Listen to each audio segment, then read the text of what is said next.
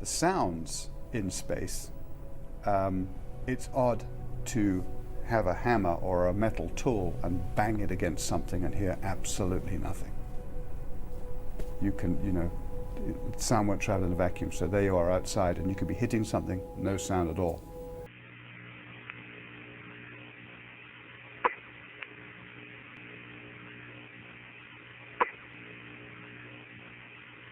In space, since there's no atmosphere, there's no air, if you bang on something while you're doing your spacewalk, you will not be able to hear that. Trying. It's trying to fall. Don't wear your hand out. Hello, darkness, my old friend. I've come to talk with you again. Within the sound of silence.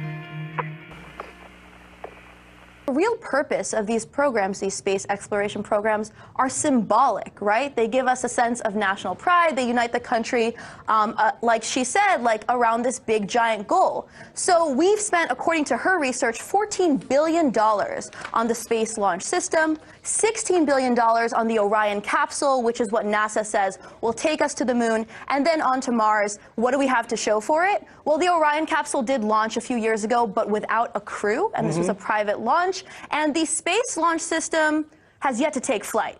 So in terms of crewed flights, we're probably not going to see this for a number of years in the future, and by that time, you know, we'll have spent, well, firstly, we'll have spent 20 years on this program, but also close to $60 billion on this project that we seem to have already done in 1968. So I asked Laura Forzik about this. Let's see what she had to say.